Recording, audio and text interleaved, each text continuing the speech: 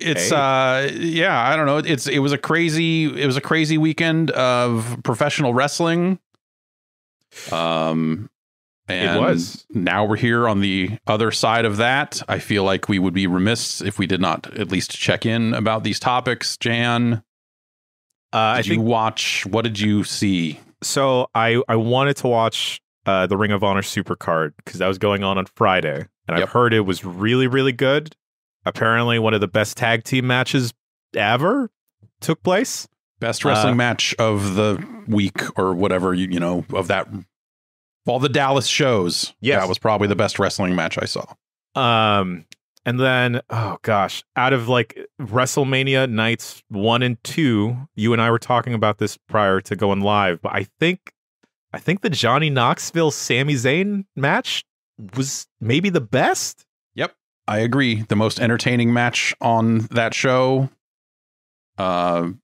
Like close second was actually, weirdly enough, the Kevin Owens Steve Austin thing. I think actually, you know what? Also, that Pat McAfee thing was really good, and I thought that was very entertaining as well. And did you ever catch any of Pat McAfee's matches in NXT?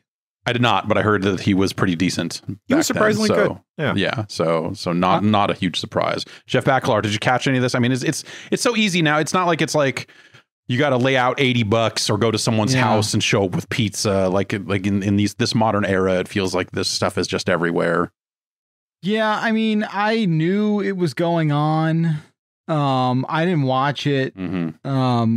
But our buddy Justin Vachon sent me a video.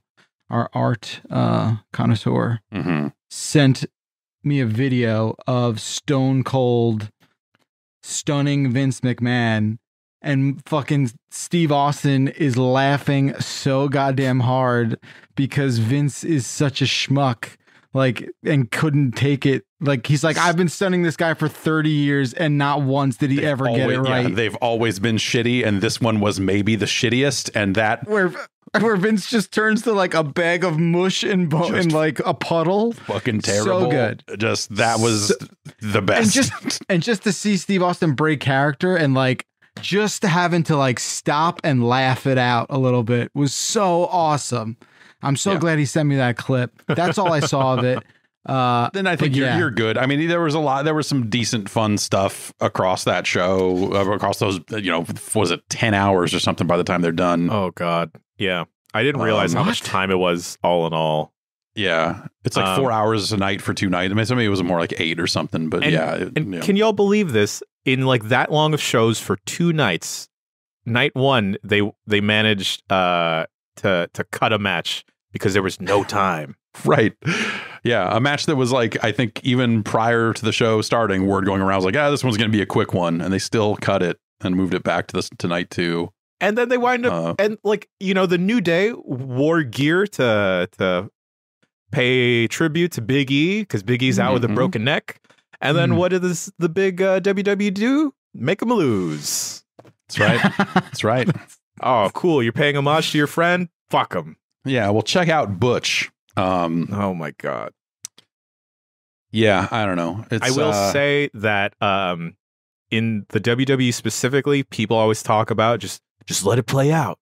Just let it happen. And the only time it has ever paid off in recent memory is probably the Becky Lynch Bianca Belair match, where you know, Bianca finally got her comeuppance. And then, you know, the big thing that happened too. He's here. He's back. Cody Rhodes.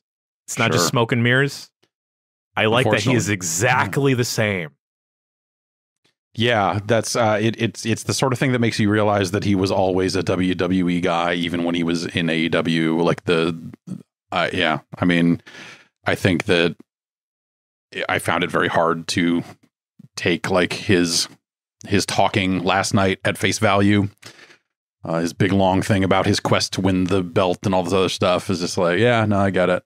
Like, yeah, but it just I don't know, the teary-eyed like Cody Rhodes promo. I'm kind of, you know, like almost every single thing he did in AEW was bad. on camera. Like behind the scenes, people say like, oh, he did a bunch of amazing stuff and he was very helpful and all that stuff. I don't mean to take away from that and launching a company and whatever his part was and all that stuff. But I mean, the storylines he found himself into, wrote himself into, and I'm sure some of those cases were fucking terrible. Yeah. So, you know. Yeah. He had some good matches.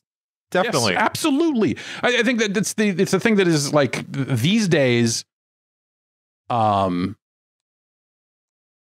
the quality of wrestling, I think, is higher than it's been in a long time across the board. It's the thing that, you know, like even you have all these people that talk shit about WWE. And, you know, I think my big problem with that is like, hey, the story aspect of this, the entertainment part of the sports entertainment, the part they claim to be focusing on is the part they fuck up the most. Like all those people can wrestle. They can wrestle their fucking asses off. They can do so well, you know? And the story aspect of it usually doesn't hold up its end of the bargain. And I think that's been my big problem with all that sort of stuff. Anyway. Last thing I'll say about the wrestling, I was kind of hoping that after the unification match for the Universal title or whatever the heck we're calling it, I was hoping Cody would just come out with the big gold. Right. Just be like, hey, I'm just crowning myself the champion. Here's everyone's favorite belt anyway. Right. Yeah. Something like that. I would love to see them knock it down to one belt and actually dedicate themselves to only having one.